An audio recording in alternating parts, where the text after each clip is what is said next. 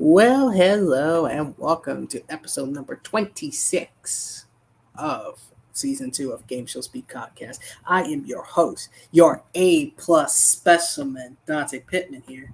And joining me as always, my co-captain for this ride, Michael Bombardier. Hello once again, everyone. Welcome in to another Game Show Speak podcast. So glad to have you on board. We got some topics for you. Get your hands on your buzzers. Yep, hands on the buzzers. Screen has been shared. Alrighty, so you get to what I'm talking about. Let's start it off at the beginning. And the Dancing with the Stars topic is yours.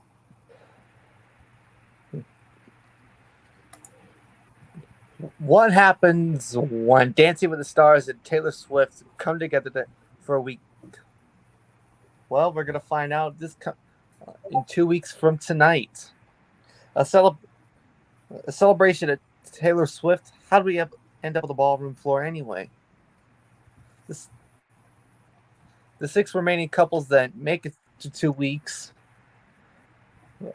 will be ready to make the whole place shimmer with a night full of red-hot performances to the gorgeous tunes of multi-Grammy award-winning recording artist Taylor Swift.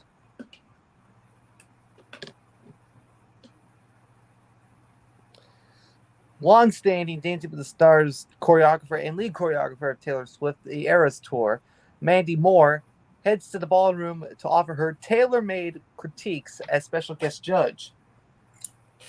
Couples, along with their dance styles and songs, will be announced at a later dates. And we all know about the voting. I think that's no problem. So this is going to be really interesting to see. Let's not hope Travis Kelce hears this. I mean, Dante, what do you think of this? Dancing with the Stars, Taylor Swift edition. Interesting. I don't know how you could dance to Taylor Swift's music, though.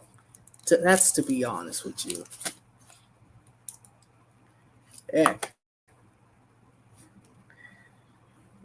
Yeah, that's just my opinion. But here we go. And the rest are now yours. Me. All right. Up until the food chain, okay? Yes.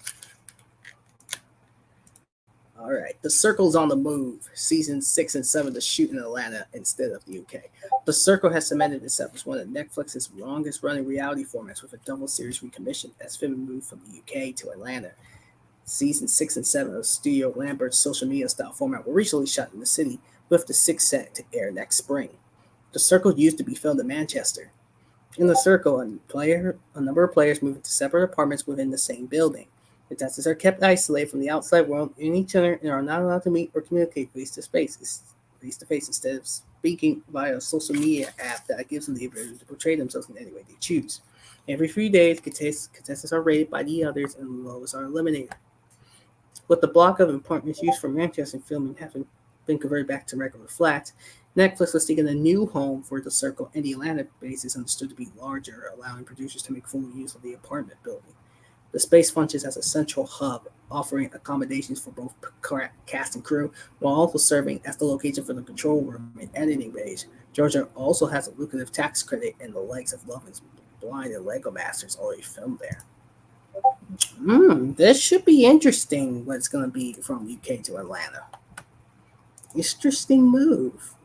We'll have to see what happens here. All right. Fox hits the floor on January 2nd. Fox has set an early 2024 premiere date for its new game show, The Floor, hosted and produced by Rob Lowe. The Floor from Big Brother and The Voice creator John DeMol will watch Tuesday, January 2nd at 9 p.m. on Fox. The Floor is a physical trivia quiz show that sees 81 contestants face off in quiz duels on a giant LED floor divided into 100 squares, each representing its own field of knowledge. The first challenger selected at random must choose one of his or her neighboring points to go head-to-head in an epic quiz duel in the opponent's category. The winner takes over the loser's square, gaining valuable ground as they expand their territory, while the loser exits the game. The winner must then choose to continue on and attempt to secure another square, or to let the floor choose a new challenger. The last contestant skin who gains full control over the floor takes home a life-changing $250,000 grand prize. So as I said before, it reminds me of Grand Slam with the tournament-style game, tournament-style elimination, and kind of Russian roulette with the drop zones lining up. This should be interesting to me. We'll see how this will go, you know?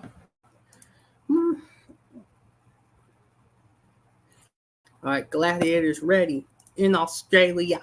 A new era begins as one of the most electrifying and iconic sports entertainment game shows in the world. Gladiators makes its victorious return to Australian screens on Sunday, 7th of January. It's January 7th at 7 p.m. on 10 and 10 Play. Network 10 is the home to a brand new gladiatorial arena and a fresh wave of gladiators. Arrow, Chaos, Cobra, Comet, Cyclone, Dragon, Electra, Halo, Maximus, Phoenix, Raven, Spartan, and Viking. The return of Gladiators promises not only to be a thrilling spectacle, but also family-friendly viewing that brings together audiences of all ages. The entire family will have a front row seat to the ultimate David vs. Goliath battle. As Gladiators took on contenders from all walks of life in a series of iconic events. And contenders playing for the ultimate money can't buy prize, joining as a gladiator next season. Now, this is very interesting. The idea of joining as a gladiator for next season, now that is interesting and cool. Instead of just winning a car, like in our version, or money in our version. I wish they can do that too. I wish the US version can do that too. But this is very interesting to me. All right, here's more on After Midnight. CBS is putting the pieces in place for its next late night show. The network has named the host and hired a key creative team for After Midnight. It's set to take over the 12:35 a.m. Eastern spot in early 2024. The show is inspired by Comedy Central's comedic game show At Midnight and getting the Truth and Titling name change. Comedian Taylor Tomlinson will host After Midnight. Tomlinson, who has 2 Netflix specials to her name, appeared on The Late Show with Stephen Colbert on Wednesday following the afternoon announcement of the creative team. As you know, After Midnight is executive produced by Stephen Colbert, carried by president of Spontaneous Industries. The Late Show executive Tom Purcell, Evelyn Mickey Colbert, and James Dixon of Dixon Talent. Ooh. This is very interesting. I was thinking Chris Hardwick could host this. Well, but then again, he is doing The Wall on NBC. But it would have been fun if Chris took that role again. Would have been fun.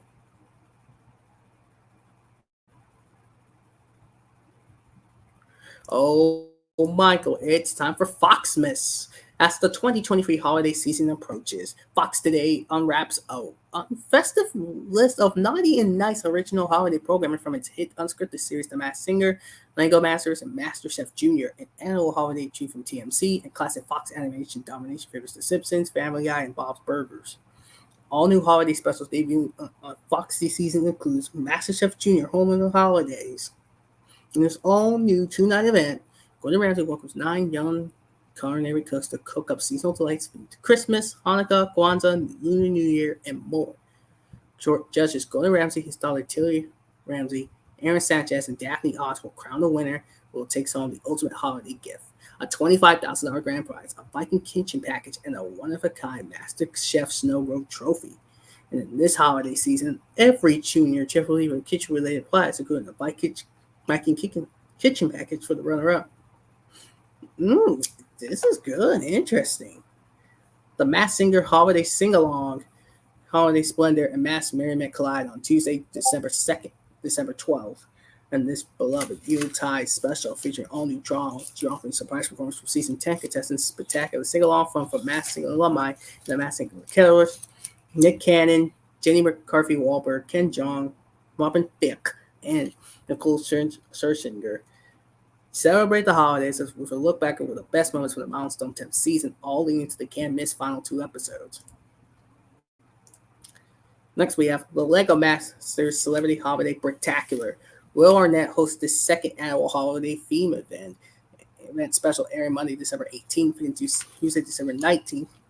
The 2-night event will shake up the season like a snowball with unpredictable twists and surprises, especially as Needy Leaks, Marshawn Lynch, Kerry Osborne, and Rob Riggle pair up with fan favorite former contestants David Gweeds, Caleb Schilling, Crystal Starr, and Randall Wilson to compete in ingenious holiday themed challenges for charities of their choice.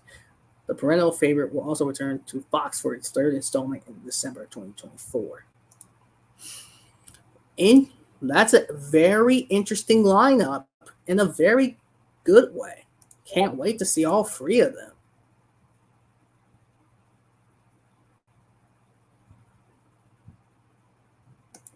All right. NBC bets on Underdog story. NBC Universal is still developing a U.S. version of the Underdog, the Truman Show style guessing game format that sees social media influencers compete in a popularity contest alongside one person without an online following for NBC. STV Studios and NBC Universal has struck a series development deal for the format, which will see the latter develop the version for NBC. All right, created by STV Studios label Primal Media and co-owned by Group M. The Underdog, which is being made in the UK for E4 under the working title Alan Must Win, sees a cast of conventionally popular contestants, all with big online followings and a knack for influencing people, compete in a popularity contest. And amongst the group is an underdog that no one is suspecting, an ordinary person with almost 0 online followers, who is unfazed about trying to be the most popular. None of the cast, including the underdog, know that a group made up of reality stars are living next door, controlling the game by saying tasks, introducing format twists, and using all that they've learned about reality shows to make sure the underdog wins. I can see this show get canceled. I'm sorry, but it's kind of a dumb format. Sorry, but I do.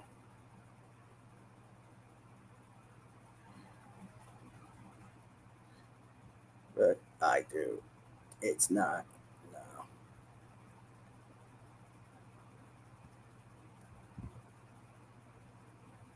Just don't like it. Sorry. Sorry, not sorry. Ugh. All right. We have the Trebek family launched the Alex Trebek Fund. Alex Trebek's legacy lives on. 3 years after his death, Stand Up to Cancer has partnered with the late Jeopardy host's family to launch the Alex Trebek Fund, which will help accelerate critical research with the goal of better treating pancreatic cancer. In a video announcing the initiative, which is better below, current Jeopardy host Ken Jennings reflects on the impact Trebek had on his life growing up, and now he's grown to appreciate his predecessor even more ever since he took over as host. All right. Ken Jennings said that Jeopardy was always big for me as a kid, so Alex was a big inspiration for me. He created this space where it was safe to be a smart person. He was so good at it, so graceful, so perfect for the world that we all thought the job was easy. And it's not. Hosting Jeopardy is incredibly hard. The Alex Trebek Fund already has over $1 million in contributions thanks to donations to Tryouts like Gene, as well as this day of Barbara Hanana. Stand Up to Cancer will continue to fundraise throughout the month of November, which is Pancreatic Cancer Awareness Month and beyond. I hope that all the Alex's daughter, Emily Trebek, says that I hope all of the fans in the community of Jeopardy really can lean in and show support for this. I think they showed so much support for my dad when he was going through his cancer treatment. I hope that they stand up with this great organization. Right. As we know, Trebek died in November of 2020 after his brave public battle against pancreatic cancer.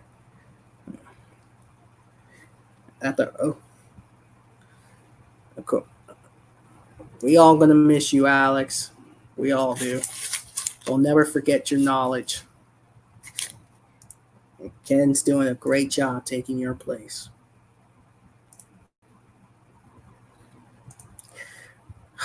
And of course, we're going to continue on the sad note here. All right. Tyler Christopher, best known for playing Nicholas Cassadine on General Hospital, had passed away from a cardiac event. He was 50. He was on General Hospital from 1996 to 2016. And he was on Search Party and Celebrity Wheel of Fortune.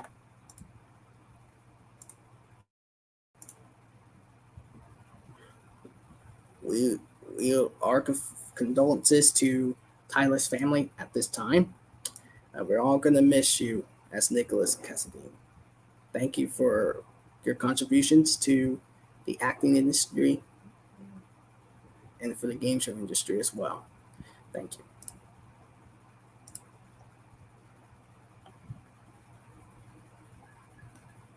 you. All right. Lotería pulls the skull card.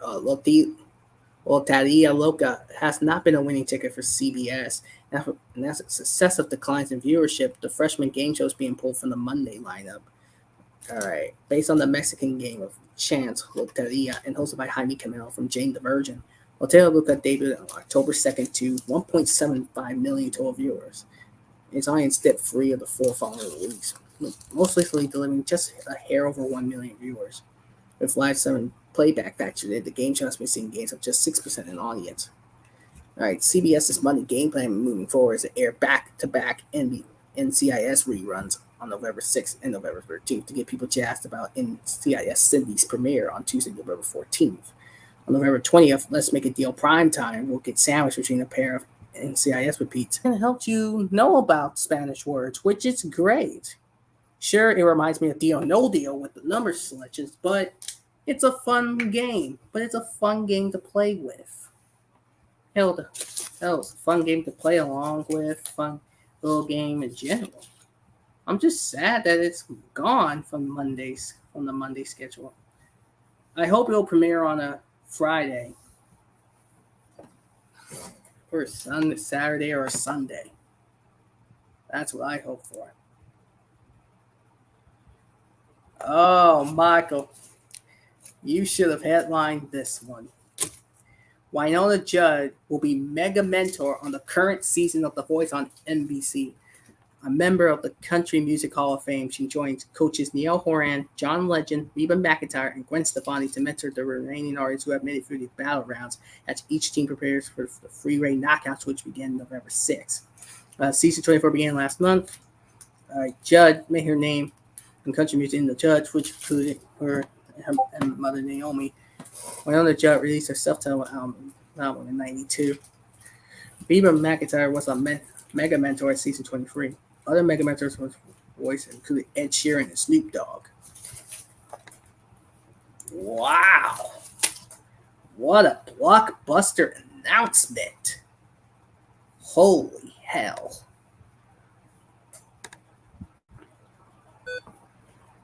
Oh, there we go. Sorry about that, folks.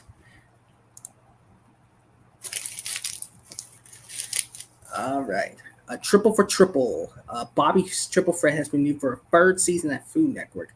Hosted by Bobby Flay and featuring his free culinary titans, Tiffany Derry, Michael Voltigago, and Brooke Williamson. The show sees the trio go up against a new guest chef and mystery judge each episode, with each titan being responsible for one of 3 courses in the success of cooking competition with a $25,000 prize.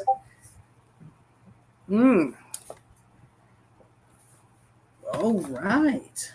Congratulations, Bobby Flay. Heck, you deserve a third season. I ain't gonna lie about it. All right. So Talpa Jumps In. All right. Talpa Studios' new Chris show, The Jump, premiered on RTL4 on October 21st with a market share of 36.6%, including extended viewing in the 2554 demo, more than doubling the time slot average. First international commissions from RTL Hungary.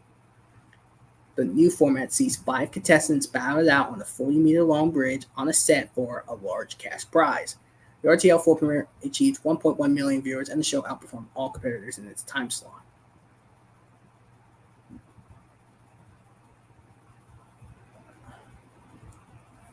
So it's like Millionaire Bridge style.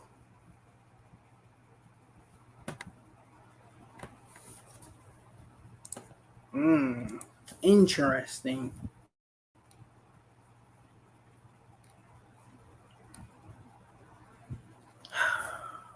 Of course, we got to get sad again. You guys know Matthew Perry, the guy who played Chandler Bing from Friends, has passed away at the age of 54. He was on Friends for 10 seasons. It ran until 94 to 2004, winning one Best Comedy Series Emmy Award in 2002. It was one of television's biggest hits. And it's taken on a new life, found surprisingly popular with younger fans in recent years.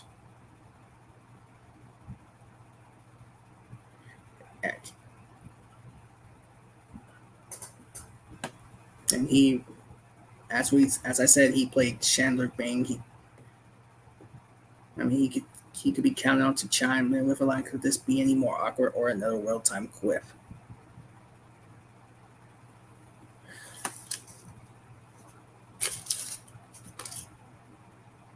In 2015, he was on a Celebrity Poker Showdown, Cash Cab, and Hollywood Game Night.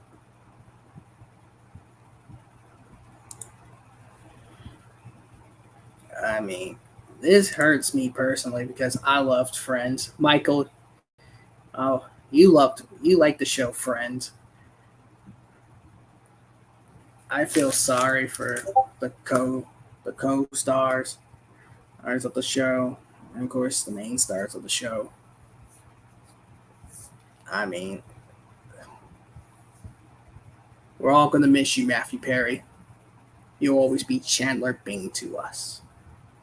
Thank you for your contributions to the acting industry. Thank you for having the best time of your life, man.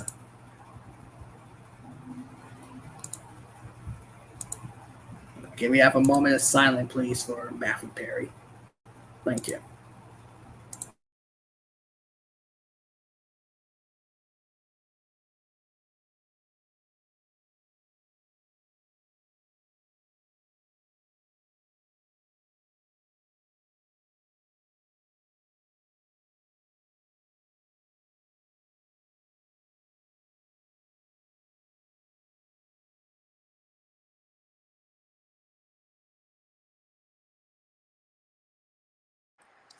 Well, I guess I'll take it from here.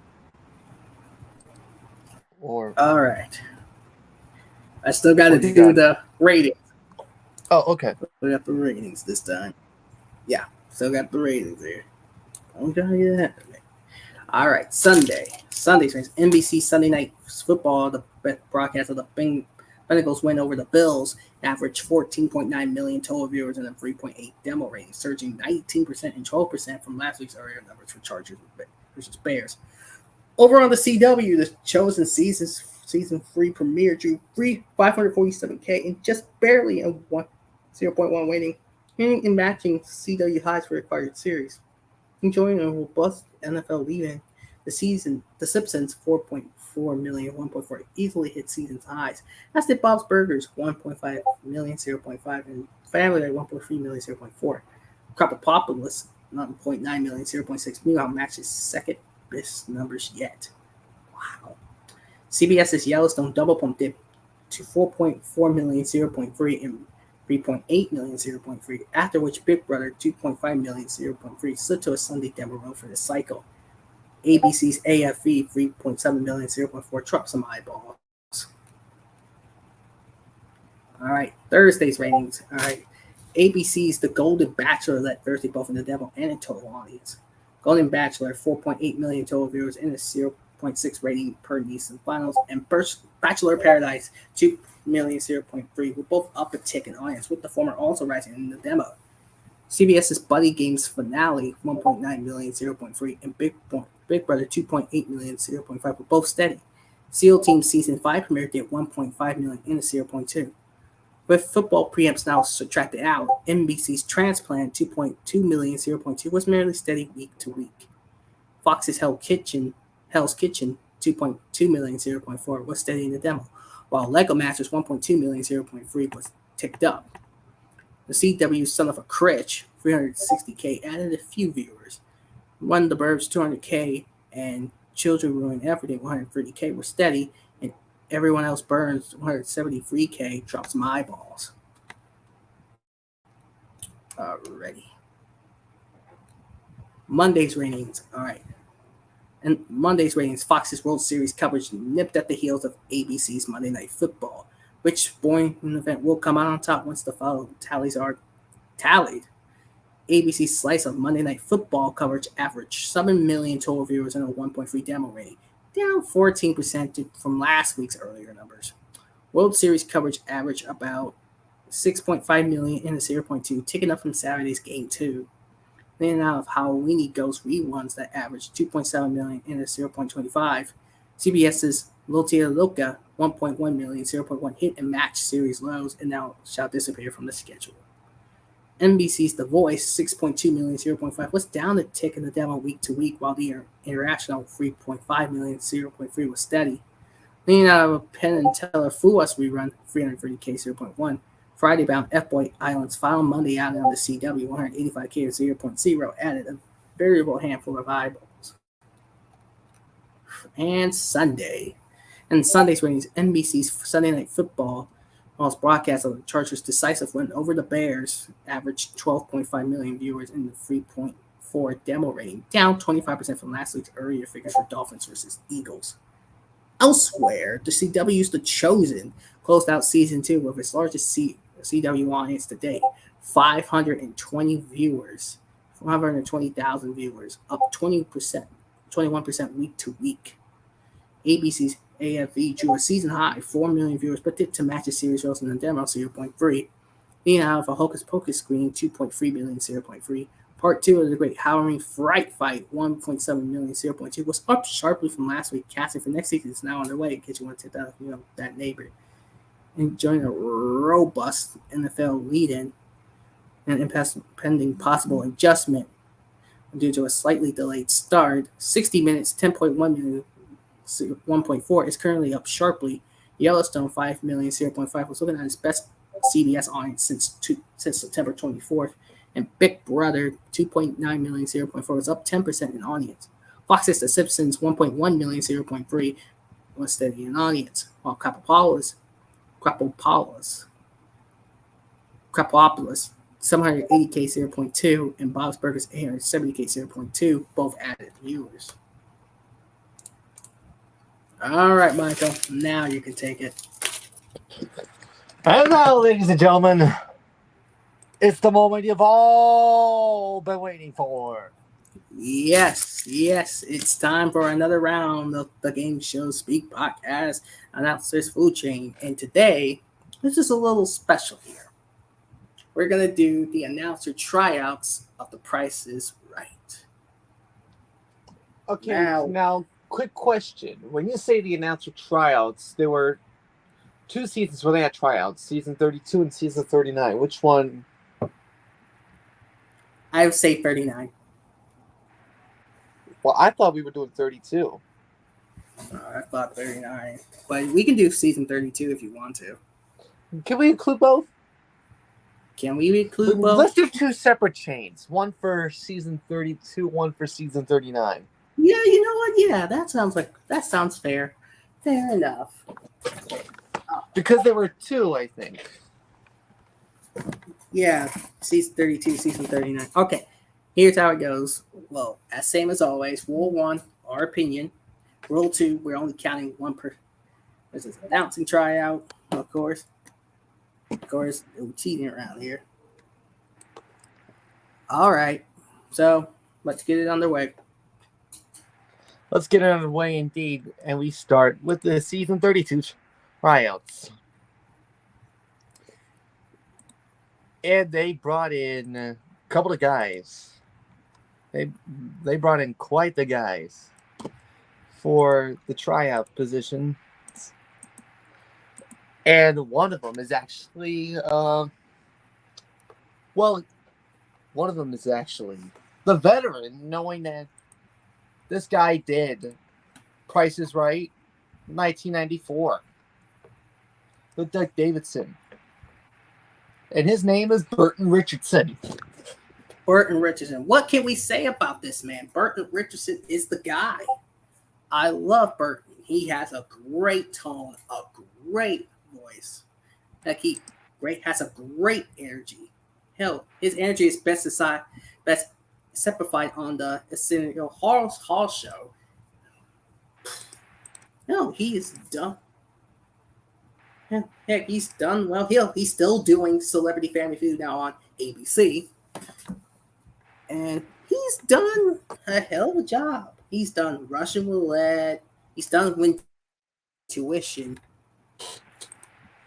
And he did the 90s version of To Tell the Truth. Hell, and he did Family Feud with Louis Anderson from Louis all the way till early. I feel like CBS missed out on an opportunity. I think also the reason he was still under contract with Family Feud at the time. Yeah. But you know what? He'll be number one. And it might change. Who knows? Yeah. So I think the reason they missed out on Burton is because he was still under contract with Family Feud. And plus, he's also the veteran. Yes, he is. So he had more experience than the other guys, as far as I'm concerned. Oh, yes. If they were going to do this based off of experience, that's a whole different story. They would have given Burton another show. If it was just experience alone, Burton would have gotten it. But he was still under contract with the feud at the time. So that's why they missed out. Yep. Next up, a gentleman who we also have great respect for his role as announcer of Supermarket Sweep, Hollywood Showdown, and surprisingly Trivial Pursuit. And he also did the free. Is also a gentleman. I'm sorry. Yeah. He did the free family game, like Family Channel interactive games. And this is also a gentleman who we've had the honor of interviewing on the Random Race podcast once upon a time. Randy West. Oh man, Randy West, the guy who was a great announcer. Heck, he has a great tone. He does a great job with Supermarket Sweep after Johnny left to still do Jeopardy. But now, he does a great job with Hollywood Showdown being Todd Newton's first game show role. Yeah. And heck, and he's done well. What happened? No, nothing happened. It was your end. Oh, it's my end? Yeah, it was your end. You were cutting out on your end. Okay. But anyway, Randy is a great guy. Randy's a great guy, great announcer. Heck, I wish he could do more game show announcing. Because, heck, I think I've seen Randy announce other shows too, but... You know what game with Carney Wilson? Yeah, the new game with Carney Wilson. In that version. I wish he stayed on as announcer when Sherry was on. Yeah. Oh, wow. So where do we put Randy?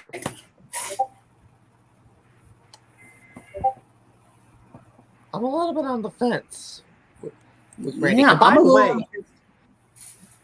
the way, I gotta give a quick shout out to Neil Sternitsky, and here's the reason why. Randy West's first episode was also the same day as Rachel Reynolds' first episode of The Price is Right. Think about it. Okay.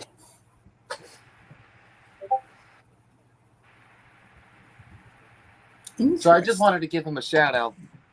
Oh, okay. Because he is a huge Rachel Reynolds fan by heart, you know? Mm-hmm. I am a huge Rachel. So I just wanted to lay that historical stat on there. That's cool. But anyway, I am a huge Rachel Reynolds fan myself, and I love me some Alexis Gobb. You know her from the revival of Car Sharks with Joe McHale. But with Randy, Alexis. I'm a little bit on the fence. Yeah, I'm on the fence too. Burton and Randy are good. Yeah.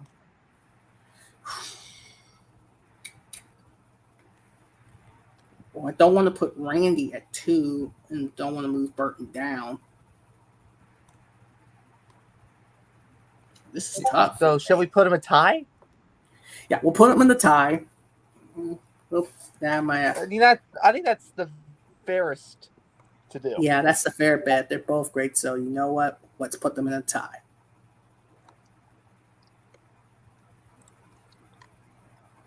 So with Burton and Randy, we're thinking, okay, this is going well. Oh, I guess this can lead to something, and all of a sudden now,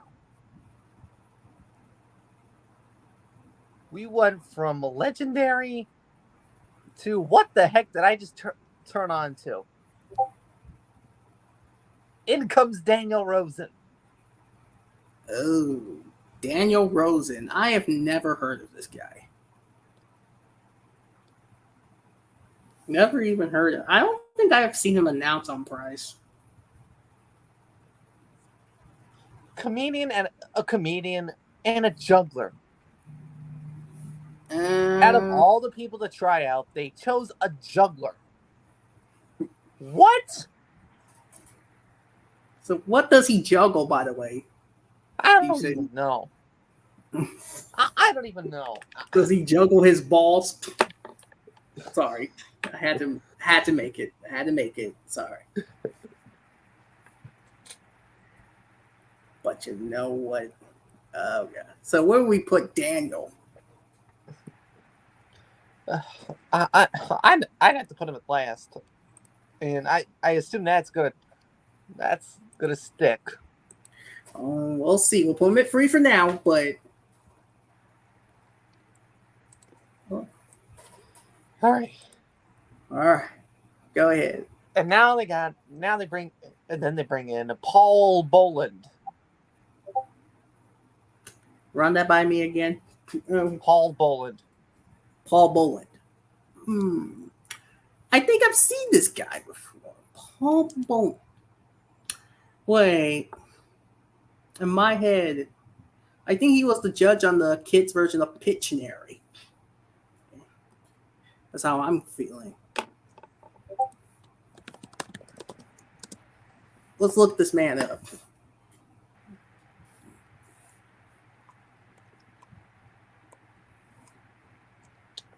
Wrong, actually. The announcer for the 1998 match game. With Burger. Interesting. So wrong. I was way wrong. I thought it was the judge, but no, he announced 98 match game 98 with Burger. Yeah.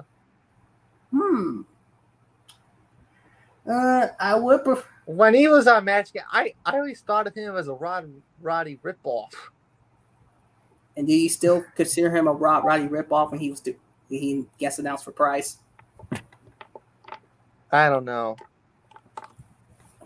What do you think? What do you rank? I'll say he's way better than Daniel Rosen. So I'll put him up above Daniel. Yeah. On the safer side. On the safe side. Next and one. They got next. Here's another one. Roger Rose. Roger Rose. I don't know this guy.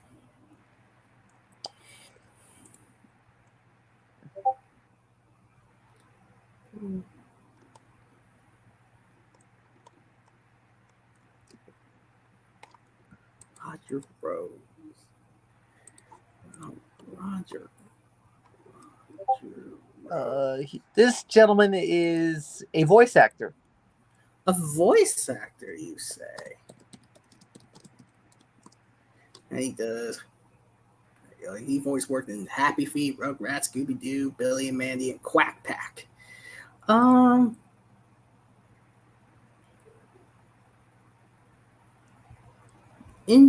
Interesting. I did not know he was announcing prize. I did not know that.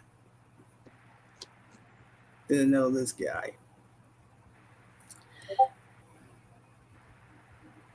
And of course, we got to put him up again. Of course, I'll put him above Daniel. But do we want to put him above? Do we want to put him above the other fellow we just mentioned? Above Paul? Yeah. Do we want to put him above Paul? I mean, of course, we're putting him above Daniel, but not. But should we put him above? Should we put him above Paul? I'm just gonna say no. I'm not gonna put him above Paul. So I'll put Roger down, just because I didn't know him. Alrighty, next up, Don Bishop. Don Bishop. Let's hear about this man. Hold on. Let me hear about this man. Don Bishop. Radio voice tracking for WRLL. Never heard of this. I guess guy. Also another voice actor. Wait, is it John Bishop or Don Bishop? Don. Okay. DON. Okay. Like my name. Okay. I see. Never heard of this guy. I don't know this guy. I haven't seen an episode of his, so we'll just put him down. Just don't know him. But where to? Of course, we're putting him above Daniel. I guess we can put him above Roger.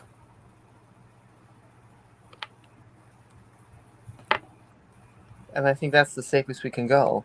Yeah, that's the safest I can go here.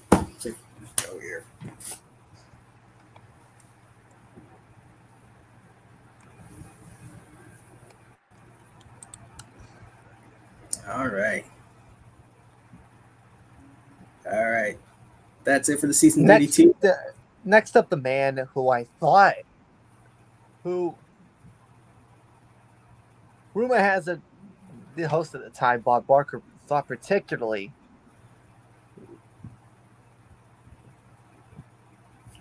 and suggested he wanted to hire this gentleman on the spot. He's from Seattle, Washington, a news anchor by the name of Art Sanders. Art Sanders. Let's look this guy up. Art Sanders. So he's a news anchor for KNX in Los Angeles. Yeah. He spent 22 years in Seattle, Washington.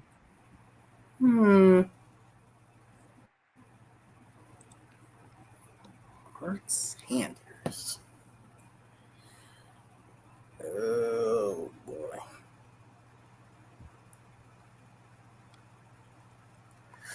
He has a voice for radio.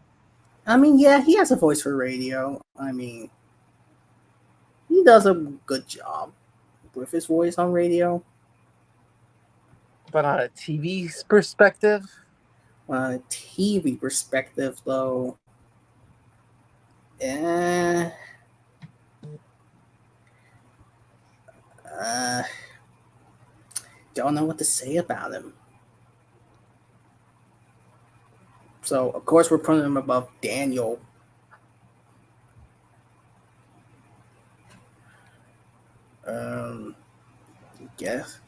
I guess we can put him up, put Art over Paul. Yeah, that's safe. Yeah, safe. Yeah. Then we get to the man who's currently doing Wheel of Fortune, Jim Thornton. Jim Thornton, the man who will go on to do Wheel of Fortune, and he's been doing that for 10 years now. Yeah. And Jim as host, Jim as announcer of Price is Right. I thought he really did a good job. Really did a good job with Price. I mean, sure, he was a little green because he never announced Prices Right before, but he's done pretty well. I thought he did a really good job for what he's done.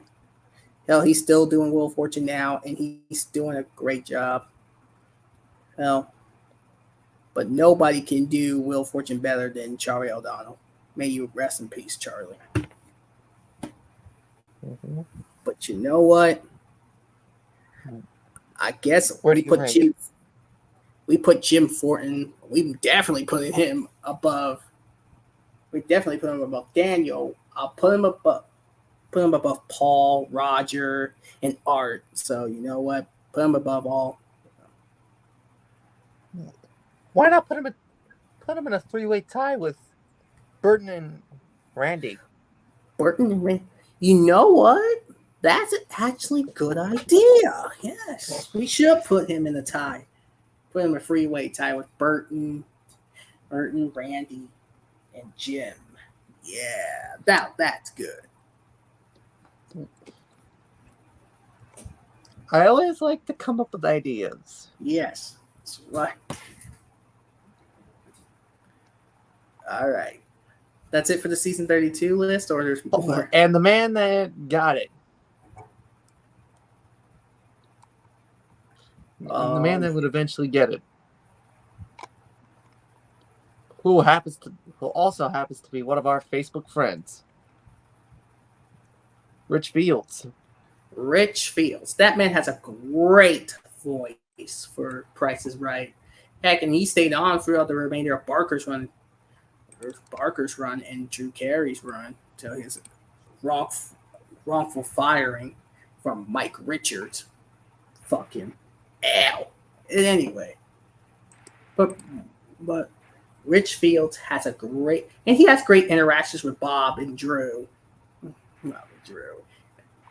Heck, Rich has a great personality. And I guess he's doing motivational speaking now. Mm-hmm. But you can't deny that Rich Fields is the man for Price is Right. Next to Roddy, of course. So, where do we put Rich Fields? I think behind the 3-way tie. Behind a 3-way tie, what do you say? Yeah, I think it could have gone to Burton, Randy, or Jim. Okay. Fair enough. So we'll put him behind the 3-way tie. This is never done, folks. Wow. All right, let's run down the first chain. You could run it down. Oh, okay. Fine. Number 1, a 3-way tie between Burton Richardson, Randy West, and Jim Thornton. You're gonna help me out, Michael. Number 2 is Rich Fields. Okay, number 3 is. I think Art Sanders, I believe.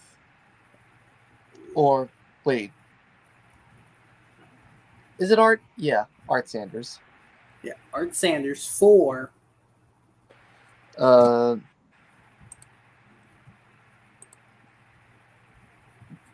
Roger Rose, I think, or Paul. All right. Paul. Okay. 4. Where's Paul? 5. Roger Rose.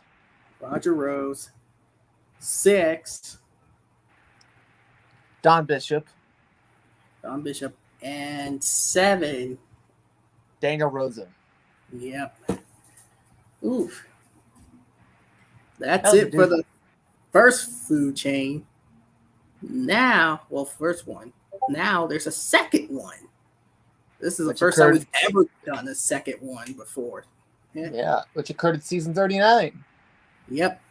Season 39 announcer tryouts. And the first one that auditioned, best known for hosting Shop Till You Drop, Costco, J.D. Roberto. J.D. Roberto. As host, he was okay at best. He hosted like Shop Till You Drop. He was in the mega store. I wanted to bring back Shop Till You Drop with the mall. Hey, Outback Jack, You Lie Like a Dog, and Flamingo Fortune. As host, he was okay at best. As announcer, he was okay, but then he committed a cardinal sin. He insulted a contestant after the pricing game was played, and that's a big no-no. So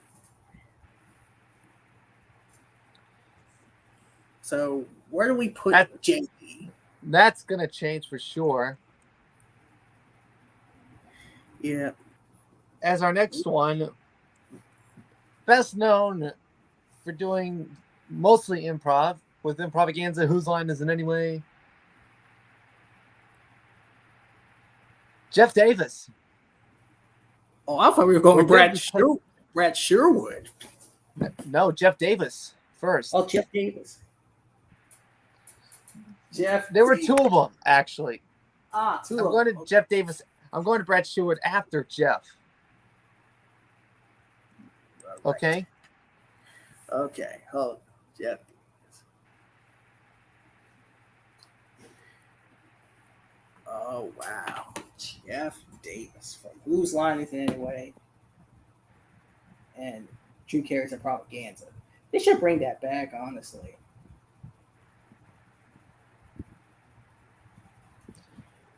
Definitely put Jeff above JD, first of all.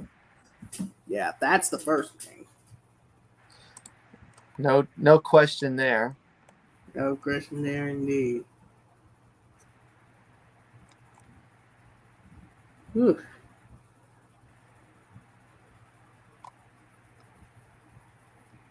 So, yeah, Jeff put at 1 and JD at 2.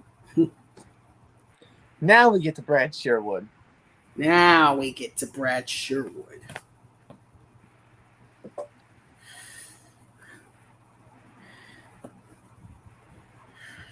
Brad Sherwood. Wow.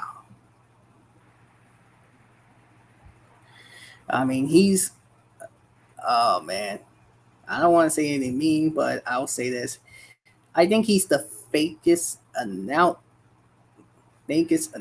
next to Rich Jeffries. Sorry. Where do you rank? Or I think there's another one, but we'll figure it out. Brad Sherwood. Well, we'll definitely put him above JD. Yeah. Not definitely above Jeff. Yeah, but not above Jeff. So yeah, that's where he'll go for now. Who's next here? Next. Now, this is interesting. David Lawrence. Now, David H. Lawrence, 17th. Yeah, according to IMDb, the Internet Movie database, he is the 17th David Lawrence listed. Whew. That's a really big name. Ooh, that's a real big name. So His voice, I mean, there's something about him, like, so booming. Yes, he's done a little bit of everything in the business: podcast, audio, radio. Yeah, he could have been a top contender. Yeah, he could have been. He could have been a contender. Sorry, I had a little reference. But anyway, I will say this: I will definitely put him above GD. Put him definitely above Brad. Put him above Jeff Davis. Yeah, we could put him above Jeff Davis. Okay. Alrighty, that takes care of that. This gentleman, bestly known for Spike Lee films, and he just brings. There's a dynamic to him.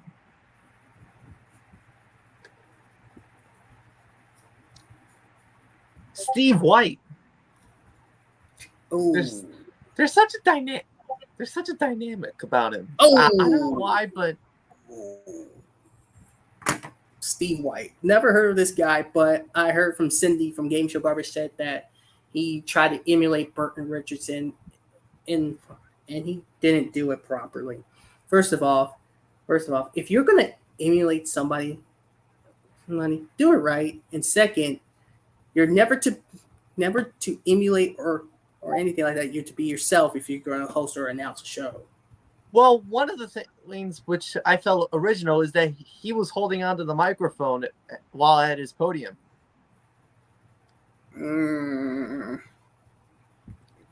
Which I felt like never seen that before. Okay? Yeah.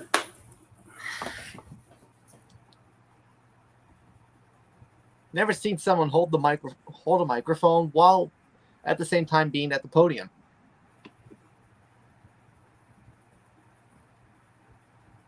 Nah.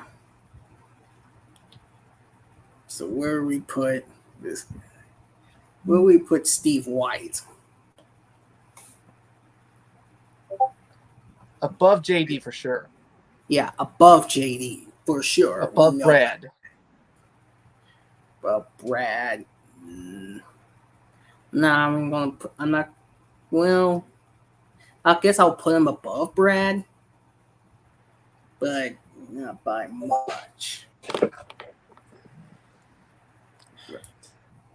And that's the safest we can do. Yep.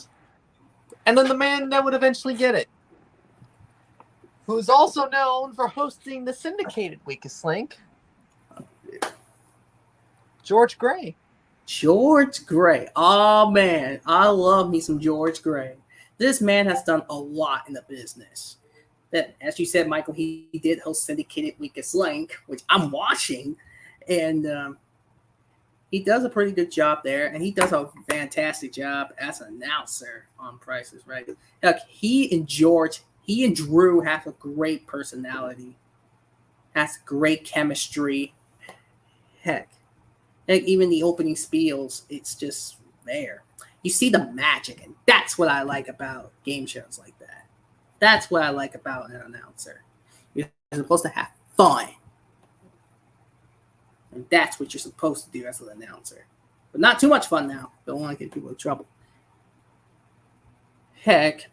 And Michael, I was thinking to myself, if Drew steps down, would George Gray be able to host Price? I have no idea. Because I think I can see George, because this is his first game show since syndicated Weakest Link. And I feel like, and he knows the pricing games. He announces them, and he's done really well in that. And he does really well with his voice. And I think Drew can be proud of George once Drew steps down,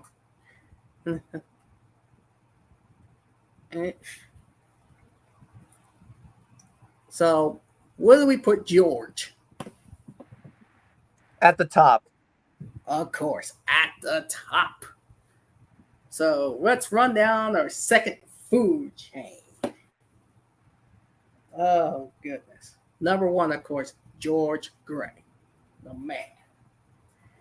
The man. Number two. Where are we putting it up to? David Lawrence. Yeah, David H. Lawrence, the 17th. 3. I think it was Jeff Davis. Yeah, Jeff Davis. I think Jeff Davis, yeah. And 4.